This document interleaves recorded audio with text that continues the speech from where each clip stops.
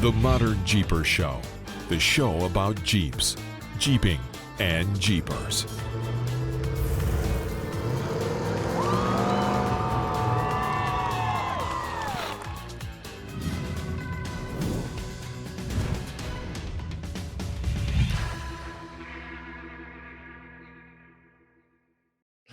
Well, hey, Modern Jeepers. Welcome to another episode of the ModernJeeper Show with me, Matson from MotoCloak, and Mr. Modern Jeeper Corey Osborne. Hey, buddy. Hey, and Rockstar Jeep Girl Jessy. Hey, what's going on? So you're reversed on me because usually you guys are sitting like the other way. I know. Right, It's kind of weird. It's different. It is. But what's that behind you? So this is we're actually in Moab, Utah. We're with a group of friends from Tennessee, Missouri, all over the place. Missouri, Tennessee, they're all the same, right? Yeah, it's all the same. And we are staying in a VRBO house in Moab for a few days. A VRBO. Yeah. And they've done a really good job. All these houses out here, all these rentals, their artwork and their decorations are pretty awesome. So kind of a cool place for sure. They give you kind of a sense. They kind of give you a sense. Well, we might want to book something for Easter Jeep Safari that's coming up. Like we need to I heard it's coming up. I mean, who knows? Something like that. Yeah, something. Yeah. Mysteries. What are you doing? I am trying to get my day started because it's 8:40 here on a Wednesday morning, and I'm actually running late. Usually, I'm here about 6:30, between 6:30 and 7. But I am having my coffee. Nice. My Milestar mug, which Rockstar Jeep Girl, she has her Milestar. See, go Milestar. Ladies and gentlemen, Milestar is one of our favorite sponsors and supporters.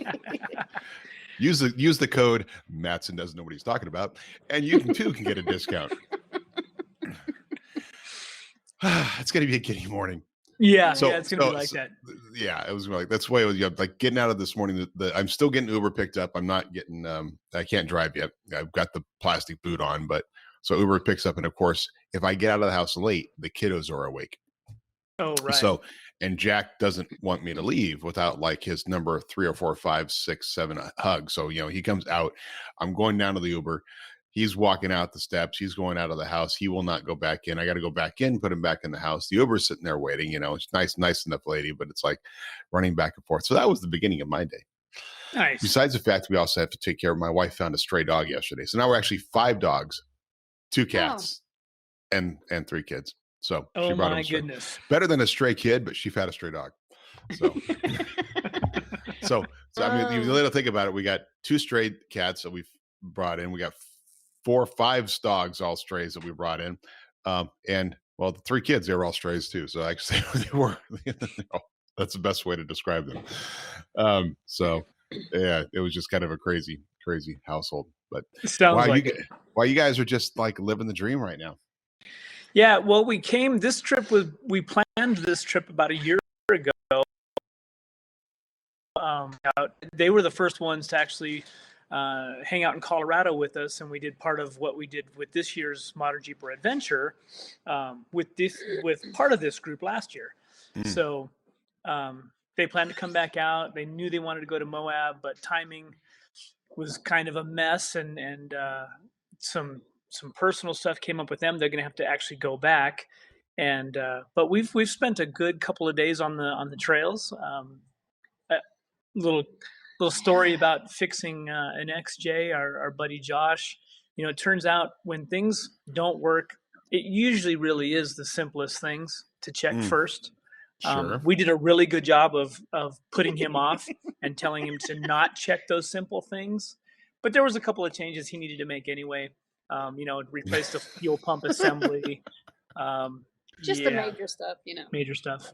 Turns out that it was actually the cap and rotor had destroyed itself. We had fuel, we had spark, but the actual cap inside there was rotating not all the time. So when we were checking spark, it had spark, but it turns out it had grenaded itself. So turns out after.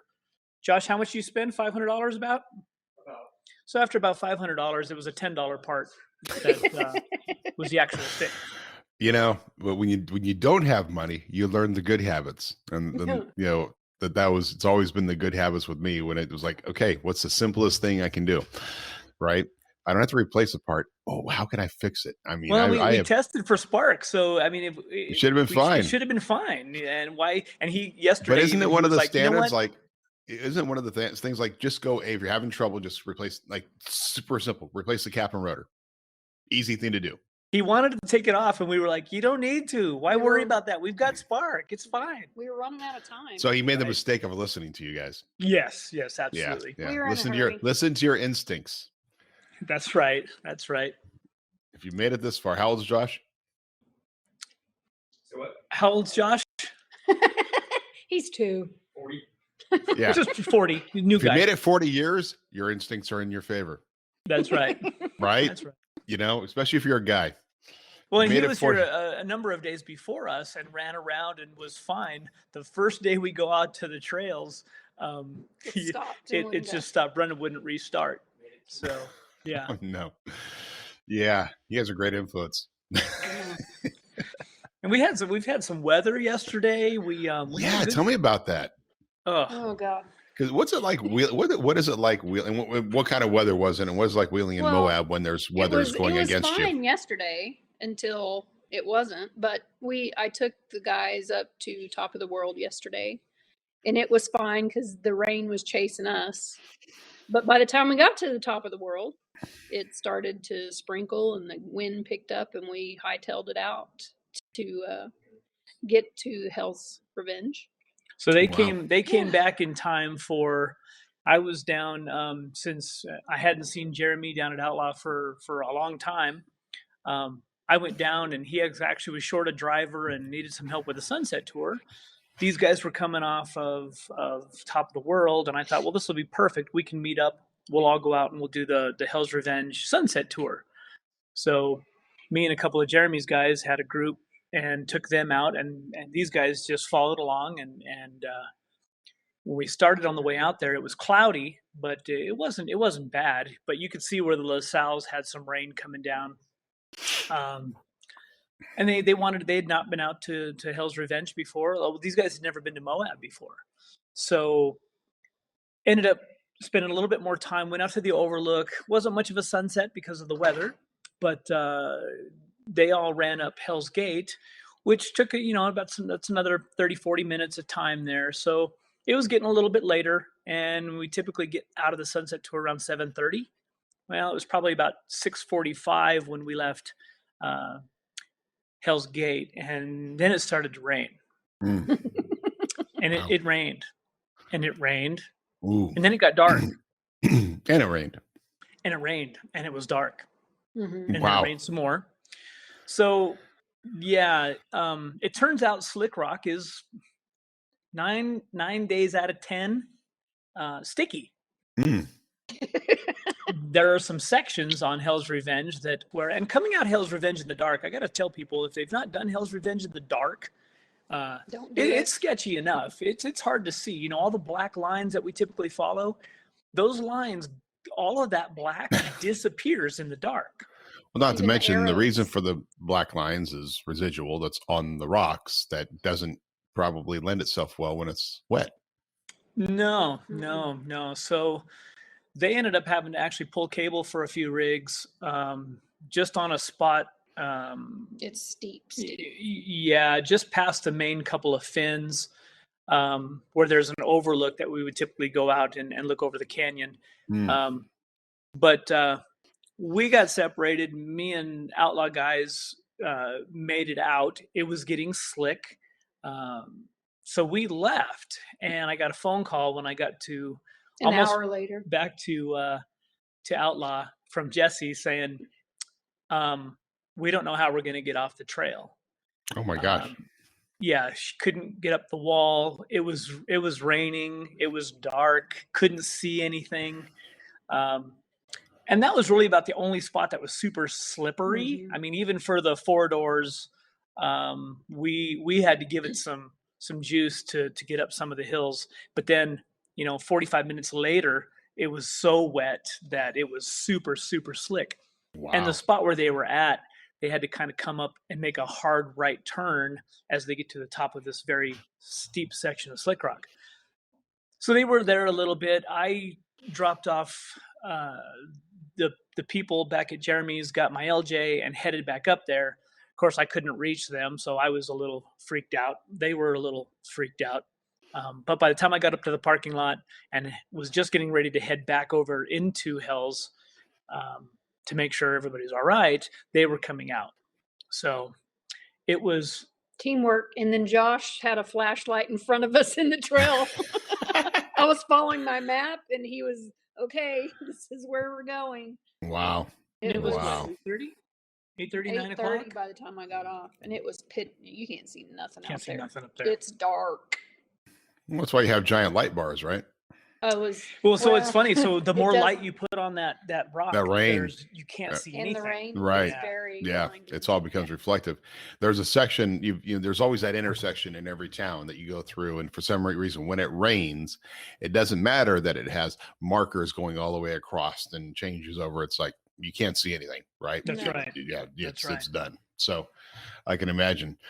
But the rest of our group, these guys are troopers, man. They really enjoyed the trail, and even in the bad weather. And again, they'd not done Hell's Revenge before, never been to Moab before. So it was a good day yesterday. It was a long day. I mean, they started out top of the world and ended Hell's Revenge at 9 o'clock in the rain. Well, you come on, you're in Moab. What else are you gonna do? Right. Yes, that's right. There's three things to do in Moab: sleep, eat, and wheel. That's yeah. Right. And you know what? There's still a lot of people in town. I'm surprised. Yeah. I know Payway's got a group out here with some Rancho suspension guys, and there's a lot of filming crews out here doing stuff with prototype parts on Broncos. Interesting. Yeah. There's a lot of people in town though. The restaurants are busy, the hotels are busy. The weather's still fairly nice. This little storm that's coming through, it's typical of kind of fall weather, but there's a lot of people here wheeling this week. Wow, that's awesome. That's good. Yeah. That's it. You got an opportunity to wheel Moab, go wheel Moab. And doing it in off season, well, we know that's fun. Getting out there and be able to do that. My concern is that I don't know if there's an off season anymore. That's true.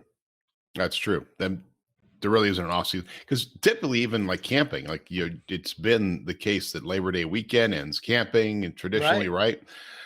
Everybody's out doing stuff, and we got there a lot of people doing the RV living, the van life. One of the guys we just brought onto our team, Mike Upchurch, who I've known for years, and he's now focusing on marketing for ARS. He has the whole van life thing going. He's got an old Vanagon. It's not an old Vanagon. I don't know what year it is, but he's like really into that whole community. He'll go up in trips up to Oregon to meet with a group and camp with a group there and other different places. And people are really into that van life. And it's like that is his overlanding. You guys froze a little bit. Hello, are you there? We're there. Nope, there you go. There you go. Back. There you go. It's all of a sudden like, wow, they're really into what I'm saying, because they're just like they're totally nodding, and they're like, when is he going to get through this? When is he going to get through this? But it's that whole gosh, the van life is just blowing up. People are just like, they're doing everything from getting used ambulances, and then converting them into these luxury little travel vans. We're living in a world now where people are like, screw it. If you guys are going to be this way, we're just going to go off and do our own thing. Boy, they ran into 14 Toyotas overlanding setups from California out on top of the world. Really? Wow. It was interesting. They made it up there. That's good. Well, it's gotten chewed up. The last half of the trail is pretty beat up, and the side-by-sides are making the trail wider because they don't want to go through all the crap they dug out, and so they're trying to. Yeah, it was interesting, but it was a little bit more challenging. And I was scared that those guys, when they got in front of us, I was like, oh, this is going to be a long day. And we just let them, we passed a bunch of them. They didn't know where they were going and kind of followed us and watched us go up all the stuff. And yeah, wow, it was interesting. And they're all heavy overland setups, huh? Oh, yeah. Wow. Years ago, Red Rock Four Wheelers used to do they used to do little ads in their EJS newspaper and stuff, and they kind of made a thing out of it, and it was just a little cartoon, and it said, "Don't be a bump wimp." Mm-hmm. And instead of avoiding bumps, what's happening is all these people are avoiding the rough spots and they're just going wide. Well, and that gets chewed up and they just go a little wider and then a little wider. And pretty soon that trail is, 4 lanes of rock. And you know what? Don't be a bump wimp. Drive through it. It's a trail for a reason. Stay the trail. We've always supported that. It's interesting that people want to, well, I'll just go around it. And now I'm in the vegetation and I'm having to drive through the trees and stuff to avoid the set of rocks. Well, and that's the challenge is, though, the same thing. It's the same thing we talked about last week, right? People going and doing stuff and they're not aware of what they're going to do. That's right. They're showing, hey, let's just go do this trail. Whoa, what do you mean? There's an obstacle here I'm supposed to go over? I just thought it was a trail. Like, right. I don't want to go up this thing. How do we go around it? I don't want to go through those rocks. How do we go around it? And then the next guy and the next guy and the next guy. I mean, we've been on like Poison Spider or some of these other trails where it's bottlenecked, right? Long line of guys going up, long line of guys coming down, but everybody is focused on following a path. Right. And if you don't follow that path, what are you going to do? But that unfortunately lends itself because, when we've been out there before, we've been out there with people that were overlookers and watchers when we were doing our early ModernJeeper adventures, right? And the whole point was to keep you on the trail and off and out of the brush because, guys, there's 10,000-year-old lichen or something out there. Yeah, all the cryptobiotic soil. That's right. So you side-by-siders, you're going around the course. You just killed something. You're a killer. And the trees. They run over the trees, too. It's unbelievable. Yeah. Well, the tree was here before you.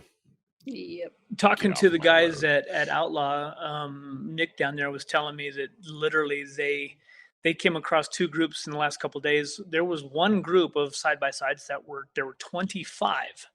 And in back of the group of 25, there was a group of 15 private rigs. So you have a rental companies with 25 rigs in one group, and then 15 privately owned vehicles all in a group. They were all out on Hell's Revenge, and he said the whole area was just covered. They waited 15 minutes for just the first group to pass. Wow. So this is off season, right? Quote unquote off season. Right. Well, and also it's like you got Trail Hero going on this week, right? Trail Hero's going on, yeah. So yet there's still all this stuff going on in Moab when Trail Hero, which is truly one of the biggest events this time of the year, is going on. There we go. Right. Yeah. Well, and I think what happens is these events get so big that people avoid them, right? So there's so many people at Trail Hero, and while it's a great event, people don't want to sit with 40 Jeeps in a line that it takes. They can go up and do that trail in an hour and a half or 2 hours. But to go do it in 8 hours with a group of 40 people, I think people are tending to avoid those types of that kind of traffic. Nobody has that kind of time. So, or patience. We have no patience anymore. Yeah, no patience. They want to be done and they want to go and see the event and participate.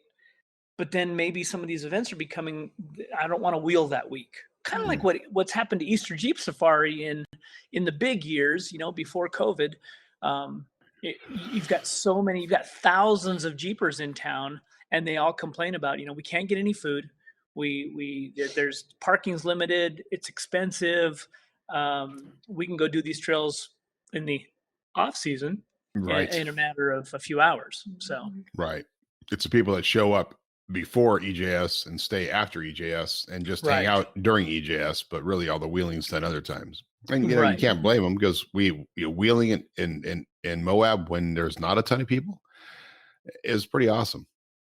Yeah, right? Oh, absolutely. I mean, it's no different than the Rubicon where, you come end of June and July, you got to look at the calendar and go, oh, what events are taking place and how many people are up there? And we're squishing all of our Jeepers into certain areas, which maybe the overlanders have a thing, that's getting spread out and going other places.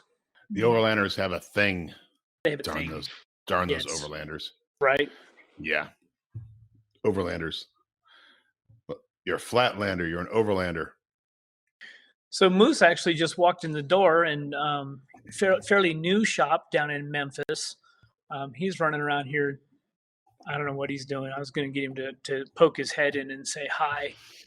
I'll See if switch we can. seats here. Here you go. Talkie. Talkie. No one wants to hear me. There he is. Hey, how you doing, man? Well, and you? Good. So what's the shop name? Lotus Off-Road, Spanish for Lotus. Monday. Oh, Lotus is Spanish for Monday. No, Lunes. Oh, okay. I thought I heard Lotus. I'm like, what? Lotus, yeah, no, Lunes. Lunes, Spanish for Monday. That's awesome. People break their stuff and come bring it by on Monday. I like it. Or like me, you procrastinate and you bring it by on Friday before you need to go to the event that Saturday. Gotta have it done now. Yeah, Have it done now. Yeah. Your failure to plan is not my failure to. How does it go? To participate? Yeah, fail. If you fail to plan, then plan to fail. That's right. Yeah. That's right. And I never failed to plan. Or I never planned to fail. I just do it. I just procrastinate and do it all last minute. Because why do something over a period of a week that you can get done in 1 hour? Right. No stress. Right? Sure. Yeah, absolutely. So these guys, I mean, all the way out from Tennessee, haven't been to Moab before. They're not getting to spend the full amount of time they wanted to here because of some personal stuff back home. But we're going to squeeze a whole bunch of stuff into like 3 days. Nice. We have. It's been really fun so far. What part of Tennessee? Memphis. Nice. Mm-hmm. Been through Memphis, came on our first CTI tour, did the RV through Memphis. Had to do the drive by the Graceland, which was quite honestly incredibly disappointing when you start driving down that and you see these big empty, like torn up parking lots surrounding it. And then you see the little park across the street from Graceland that's all kind of like it's like a second or third rate Disneyland, right? It's got the plane, it's got some other stuff through it, and you kind of go, well. So what we did, we went and parked in the parking lot with the RV and the CTI trailer, and then walked down and just walked by and then just look through the fence at Graceland itself. We didn't actually go inside, but you go in and you go, wow, is this like this is the dregs of Memphis? It just felt like it was like in the worst part of the town now. It just, such a letdown. It is. It's a rough part of town, except for that one block that Graceland is on. Yeah. Not a good advertisement for the city. Yeah, you'd be thinking like, well, here's something this is a prominent mansion. It's prominent here. Let's put a lot of money. Let's put a lot of investment into this area and build it into a nice, even if it was just a purely commercial area, at least put some money into it and build it up. But that's us thinking. We're obviously not on the ground there. We don't know the real problems everybody faces there. Right. And no different than Moab. We come as tourists. We do our thing and we're gone, unless you spend a lot of time with the locals and hear the trials and tribulations of the what they're facing, and it's amazing to me that again there's people traveling a lot, and Jeremy's shop, the other rental outfits, everybody's busy. We saw I don't know how many people out on Hell's Revenge last night. Busy. All the tour groups, all of the rentals, all of it. It reminds me of the beginning of the season, and we're in October. That's crazy. Well, you can get out. I mean, you can't really. What drew you guys out here to come on out? Was this like a long-term planned event, or you just wanted to? We actually planned this in your garage last year. Yeah. We came up to the Urays last year with Corey and Jess, and sitting around one night, decided, what are we doing next year? Nice. That's awesome. So what are we doing next year? Yeah, what are we doing next year? Yeah, let's plan it now. Go some other direction. Right? Yeah, go east. Maybe we'll go back east. Yeah. Go east. Yeah. Yeah, well, what's back east? Maybe go up, like that in the northeast. I still want to make it out to Windrock. Oh yeah.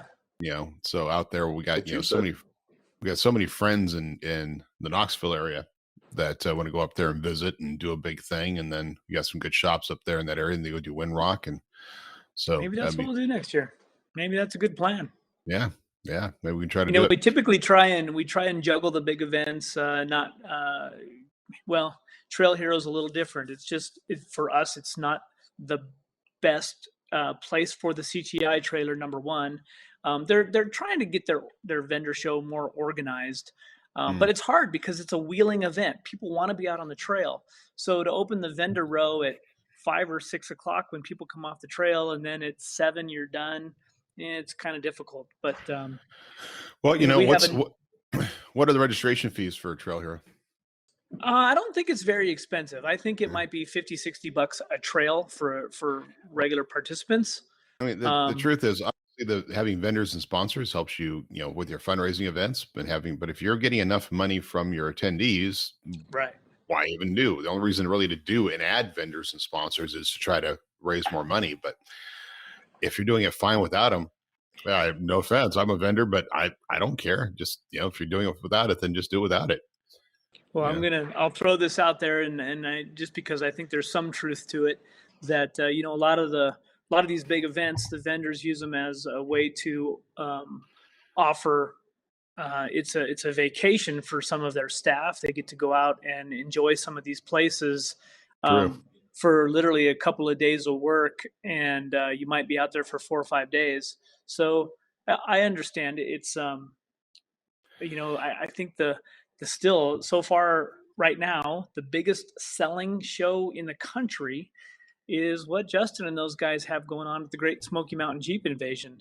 Sure. That event is it is a selling show. So for vendors, I mean, it's different even than as a SEMA style event where you can just display product.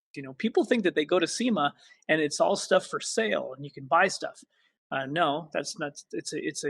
It is a manufacturer's event, whereas a place like Pomona Off-Road Expo, well, now that location has changed, something like Smoky Mountain, Daytona, Jeep Beach, those are places where vendors really move a lot of product. So again, there's the selling shows and then there's the wheeling shows. And you got to have opportunity to get in front of what's new and what's the latest, greatest that the manufacturers are producing. So, well, and it's good. And I mean, there are definitely reasons to have a selling show and reasons to have a wheeling show. And I mean, we all get out there and do it. So it's good, but we depend on shops, out there in the world too, to tell everybody what the good products are and be able to get things built up. So it's not just about the show itself. I should run a couple weeks shop, also teach the customers how to use their Jeeps, what it's capable of. Most of them, metal cloak suspensions is my biggest seller. And most of them will tell me after they pick up, I've never taken the Jeep off-road. I don't know what to do now. And it was actually on the suggestion of a customer that we have this appreciation ride. That's awesome. Let's do it. That's awesome. Just like our skills day. I mean, those are hugely valuable. Yeah, that's the biggest thing. And I wish more shops did that, like did their own training for guys. I think it'd be huge because a lot of people, one, it's letting them know what the hell how to use their Jeep in the first place, right? But two, now you've put a bunch of stuff on there. And we were talking about this last week, guys that have money, but not necessarily have sense. And they don't have the skill base or the talent to meet the what their rig can do now. Right. And so they go out and do stuff, but it's like, and we even work on that here, not only with Skills Day for new people, but with Cloakworks, trying to get people that know and say, okay, what you've got now, right? And if they go out and do stuff and they're paying attention or being a part of a club or whatever, but getting people to actually understand how to use the equipment they now have. And otherwise, they're going to go out there and they do something dumb. From a shop standpoint, it's like, well, you went out there and you broke it. I'll here fix it again. Or you can listen to me next time and use it right. Right. We're doing a 101 for recovery gear in November, December with a local guy, Bigfoot Winch Ropes. He has all recovery gear. So we just acquired, my wife and I, 40 acres across the street from our residence that we're going to build the shop on. And it's being farmed right now, but once it's harvested, we're going to create some scenarios and teach people how to use a recovery gear so they can be prepared for that as well. That's awesome. That is awesome. That's great. I remember one of the shops, I was up there in Michigan, and I don't want to say Rock Hard. That's a different company, but I forget the name of his shop, but it was Rock something or other. And he had same thing. He had a shop. He had his house was in the back of the property. It's something like 40, 50 acres. shop was in the back of the or the house in the back of the property, shop right on the front property at the road, and then a whole section that he had built a trail through. And every customer, it was that way. Like get the rig built, and okay, good. Now it's going to go ride it. We're going to go drive it through the obstacle course. And it was an obstacle. I bent like a tie rod on there. I almost broke something else. I mean, it was pretty gnarly. There was some good stuff that was easy to go through, and then there was some real gnarly stuff. And that was just things that he had set up. But it was great having a great obstacle course right next door to your shop to be able to go play in and be able to use the stuff and go improve that. Okay, here's how you use it. And now your guy's going to be safe and you can ride it off, right? Right. Wife and I are going to do the same thing. Actually, we have 1,000 feet between the road and where the shop's going to be at. And we're already looking to acquire some fill dirt, some old concrete piping, and just make a rubble pile for them to drive over and flex out, test out, understand how to use everything. And, we got a lot of plans coming up. So we're pretty excited about the progress that the shop's making in its first year and what the future holds for us. That's awesome.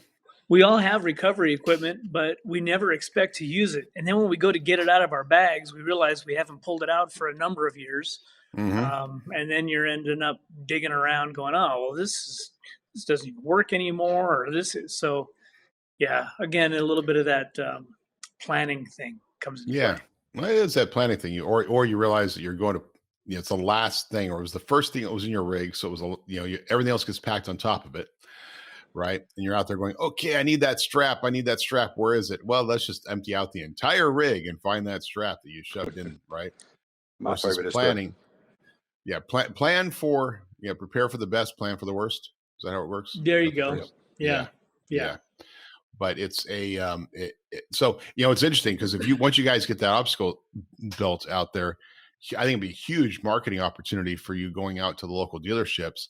Because with Skills Day, we just put out these little cards and the dealerships pass them out as a training thing for Skills Day. And we haven't had to do it. Like this year, the thing sold out in 3 days, so we didn't have to do that. But usually we'd get all the dealerships to promote it. And we'll and that would be great for you. I mean, you do maybe once a month little afternoon training thing. People, brand new Jeepers in your area, Jeep owners just want to know how to use it, and dealership promotes it, helps them sell Jeeps and get you a whole bunch of customers potentially to be doing some builds, coming over with their brand new rig, and then you teach them about what a suspension system looks like and all that stuff. It'd be a great opportunity for you. Well, hello. I blinked my eyes and you changed. That's awesome. We're going to call this the roundup, like was it the Red Robin chair, the musical chairs? Yeah. Totally. So what did Corey take off to? He's getting his coffee again. Oh, that's important. That coffee. Trust He's me. out of all of it. All of it. Watch out for that cord. I got it. Oh, wow. We got 3 coming in now. What do you know? There we go. That's so nice. That's awesome. But yeah, I mean, having an obstacle course, I think it's like the number one thing that you could, having that in your shop, what a great opportunity to get people to come out there and play with it and use it. And that'd be great, man. That's absolutely great. So hopefully if we make it out to Tennessee, we can visit your shop. Absolutely. Yeah. Well, he's already been bugging, so I have to put him on the schedule. We got to get it in between the harvest. We're required. If we're on I-40 passing through Tennessee, we have to stop. So it'll be in the plans. Nice. That's good. So what else has been happening? So I heard some rumors about Broncos in Moab. Oh, wow. Yeah. There's a lot. Are there really? Yeah, I actually got to see a Bronco with a hardtop. Oh, wow. Apparently they do exist. They do. Is it a 2-door or 4-door? It was a 4-door. They're all 4-door. Yeah. But I saw you. National 4-door. Was it color matched? You know what? Was it color matched or black? It's black. Okay. Yeah. The color match are the hard ones. The color match. Color match hardtop. The colored match are the problem ones. The actual paint that they use into color match, your buddies, what that company starts with the W, whatever. Webasto. Yeah, Webasto. Yeah, your buddies at Webasto.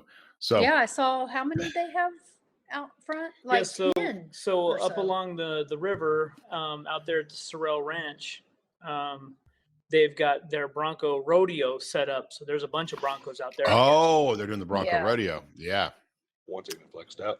Yep, on a rock. Yeah. Out front. Yeah. It's okay. Well, once the Bronco gets going, we're probably going to start the Bronco Busters. Events. They have them out there at the ranch at the horses. So they do, of course. Are they Broncos? Wait. Yes. Maybe. I don't know. So like a Bronco. So a Bronco is a wild horse, but it's also somebody who rides horses. I don't know. There's I was looking at the definitions of Bronco to try to see if there was. I thought they were a football team, so I don't know. Yeah, nobody cares about them. Sorry. No, video cheering for that. I got to tell you, the ergonomics on the inside of the Bronco it's pretty amazing. I mean, they did a really good job. The little grab handles, I don't know why I was drawn to the grab handles, but they're built into the dash. Yeah. It's kind of cool.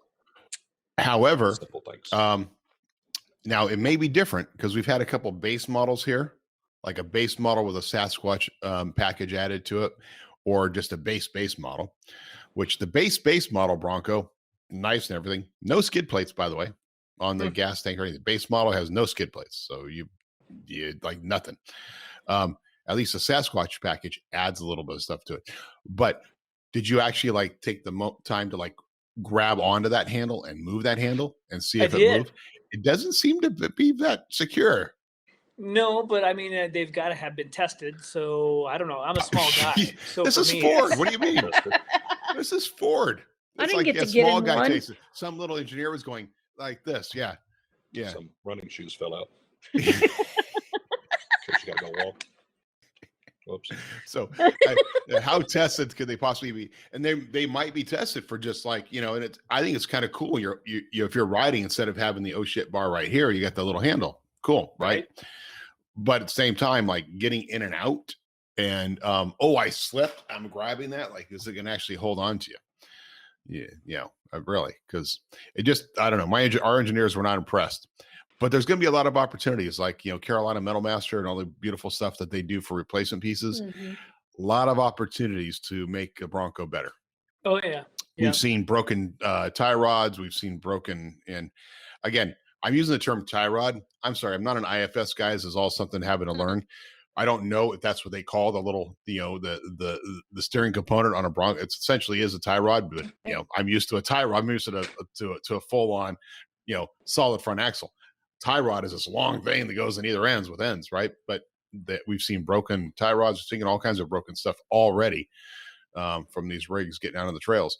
And I don't think they're doing that much hard stuff, right? I don't think guys are taking the Broncos and starting to go up, Widowmaker and breaking. I think they're just going out and wheeling like the way they see the pictures and Lauren Healy doing, right? Right. And of course, those R's, the race ready ones, RTRs. That's a completely different deal. So right. Totally different. Right. Yeah. I mean, if you look at all the stuff that's on the RTRs on the Fun Haver rigs, they are well built, right, and well proven product. So if you're going to say, "Hey, Lauren Healy went through the Rubicon on his, no problem," not the same. Not the same guys. Can't do that out of the box. Sure, you could. They're not trail rated.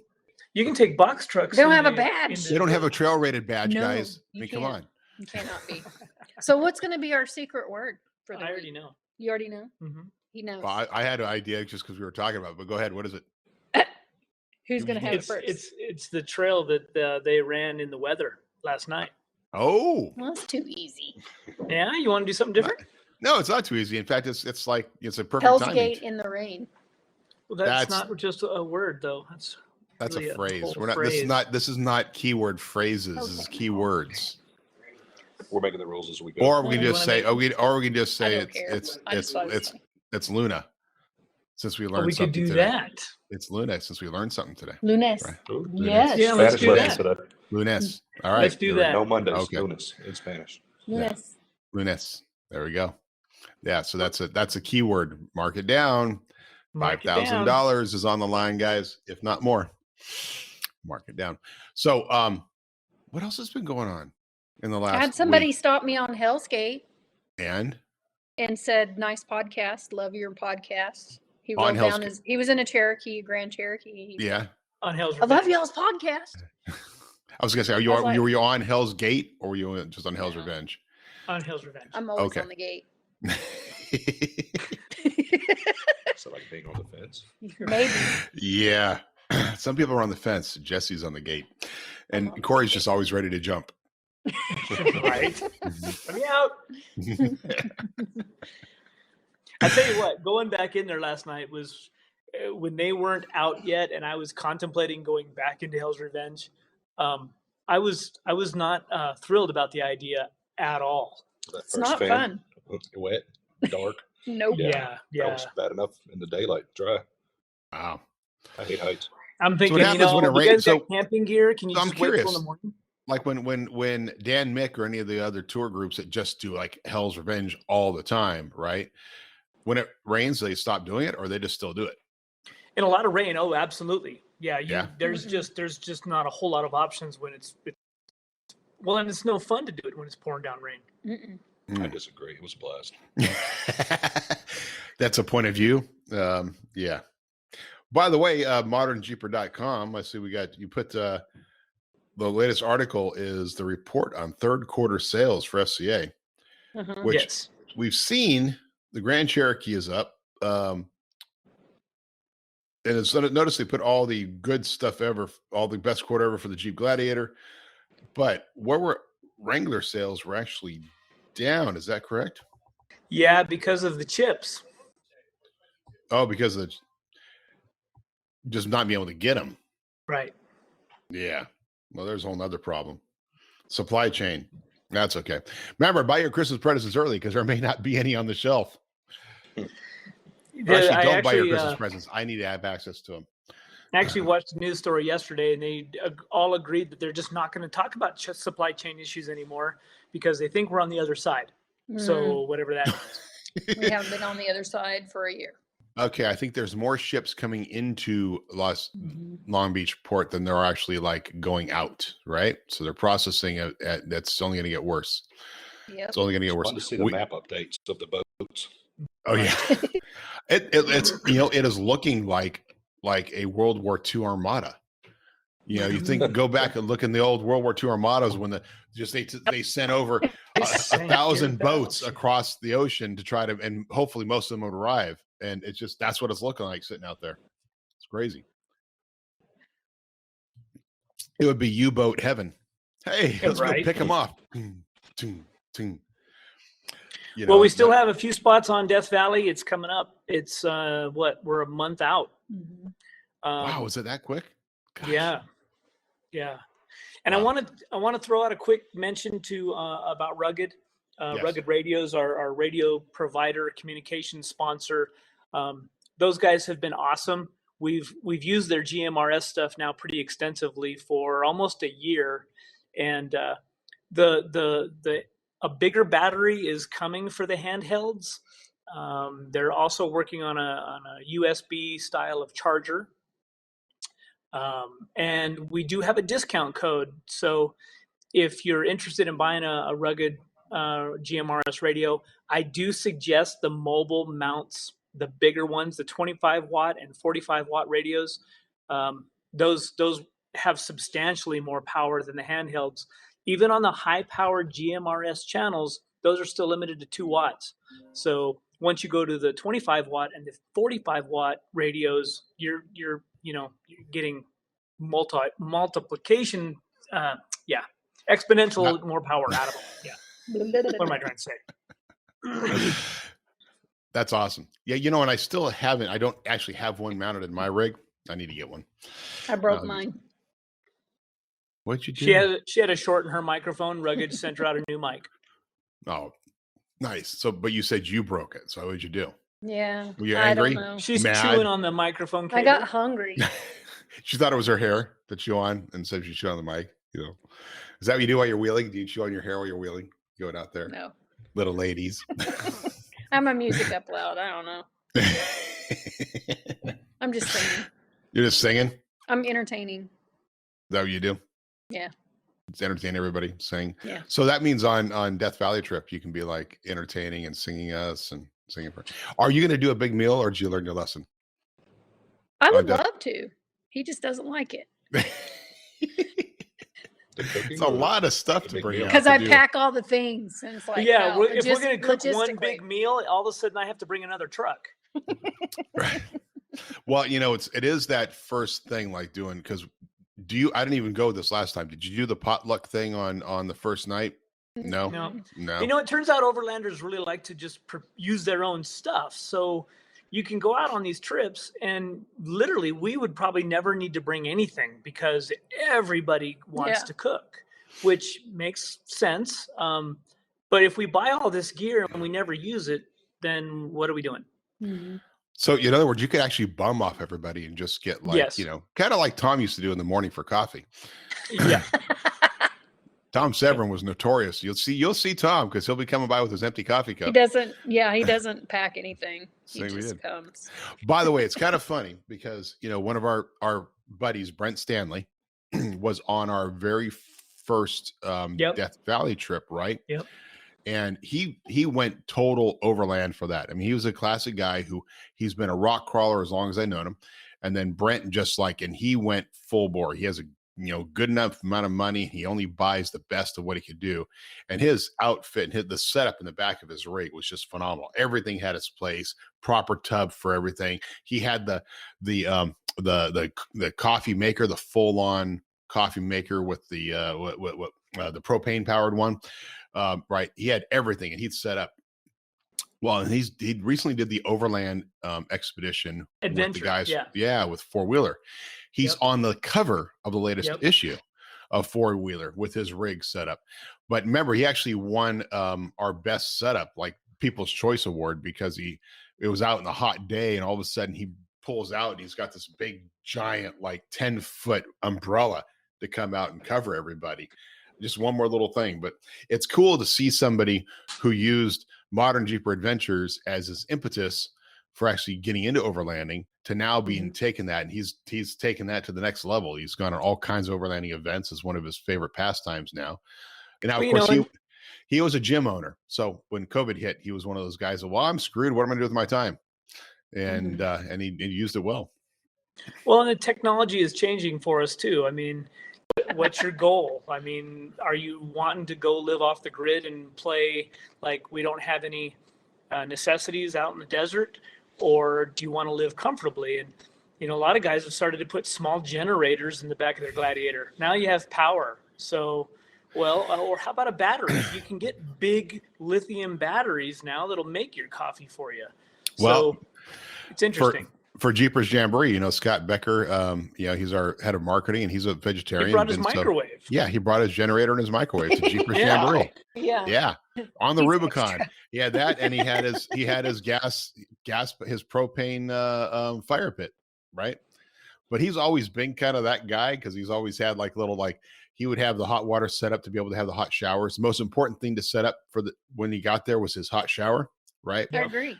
But now, all of a sudden he brought his generator. He brought a little generator and brought a microwave, and was able to just sit there. And he had his Camp-Right kitchen set up with the microwave set up with the generator, and was just going for it on Jeepers Jamboree.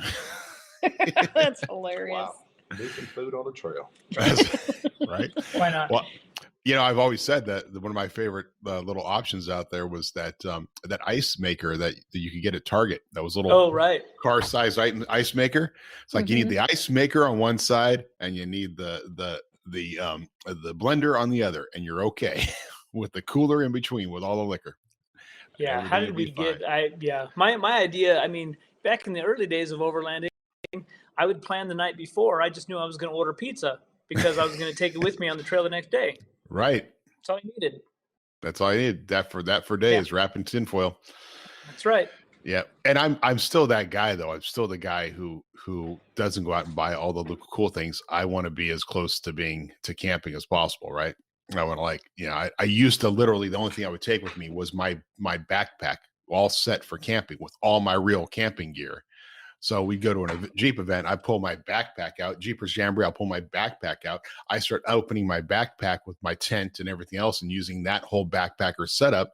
And then I put it all away and throw it back in the back of my Jeep.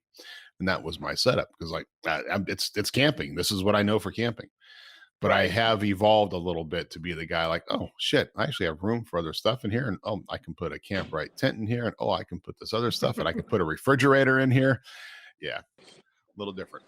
I just need a trailer and I just need wait a minute.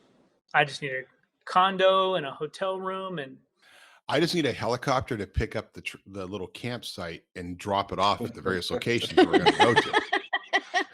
Which, you know, one of my buddies, like, well, he he's not a camper, right? He goes for luxury. And so I was like, okay, we'll get out I'll take a Jeep Jamboree. I don't want to camp. Like, well, maybe I can arrange for a helicopter to come in and drop a little campsite for you, right? Drop a trailer for you. And then when you stay in that, no, not worth it. So you either do it or don't. Well, guys, I know you got a lot to do. You got a lot of what's on today's agenda? A live studio audience. We have here. Turn it. We're in front of a live studio audience. Well, Jesse would not stop. ModernJeeper Show, recorded in a live studio audience. Hello. Hey, that's a nice place.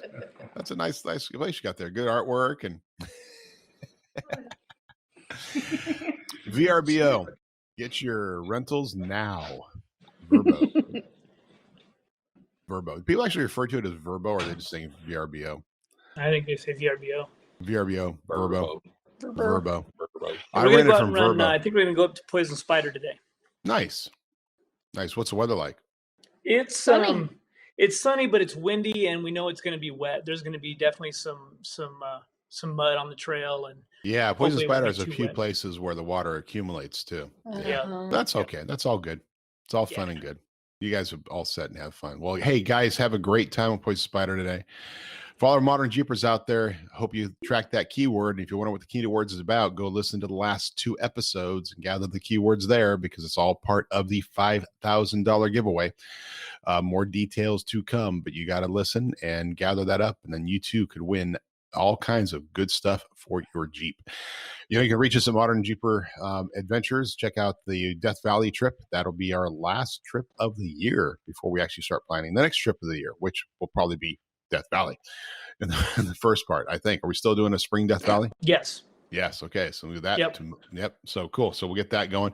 ModernJeeperAdventures.com. Get your registration in. Have any questions, send it through that site. Also, you can reach Corey at metalcloak.com, Jesse at metalcloak.com, me, Matson at metalcloak.com, and we always love to hear from you. By the way, remember to smash that like button and to subscribe to our videos and watch it on videos. And you can see us when we're actually doing stuff like talking about pictures that you can't really see because we're not going to describe them over the air. Well, all right. Anything else before we head out? I think we're good, bud. All right. Well, have a fantastic time wheeling. Miss you guys. Wish I could be out there with you. One of these days I'll be able to drive again.